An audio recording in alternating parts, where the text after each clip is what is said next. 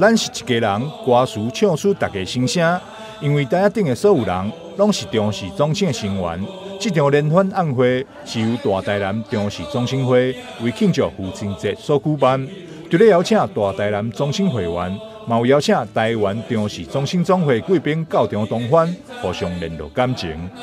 虽然是因为疫情的关系，但是我们呢还是要排除一切的万难，然后把所有的亲童聚在这里。因为更重要的是，我们要庆祝88父亲节。我们希望在这个疫情期间呢，所有的父亲也能够过一个很特别、然后很开心的父亲节。所以我们把我们的宗亲邀请到这里来。那在这里大家很开心哦，聚在这里，又有总会的人来给我们加持。所以相信在这个时候呢，每一次的聚面呢、聚会呢，都会增加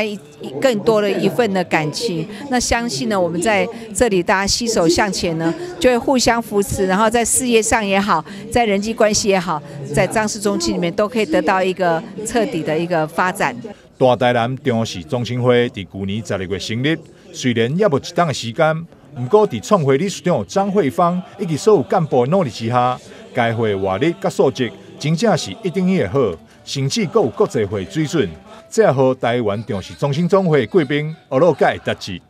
我们台南中心会大家非常的团结非常的这个活泼，那各方面展现出来这种我们一个会的一个凝聚力，一种朝气哈。那这也是我们这个张氏宗亲我们最需要的这种这个活水这种泉源。大台南这个很团结，做得很好。在我们各县市成立可以说是大台南是一个冠军的这个队团队这不错这个惠芳的领导之下所以我们带动了我们中心，大家都是多么团结大台南张氏宗亲会将我们台湾张氏总会带到了一个新的高度，有一种你知道吗？世界会的高度，明白吗？明白了，我冇讲，我实在是有这个感觉，我讲会出来了，无抓嘛抓无来对吧8月19到20，台湾重视中心总会也将在台南举办大型的联欢会，邀请全台各地分会上100位总长甲会员齐聚台南，凝聚家族的力量，荣耀先祖。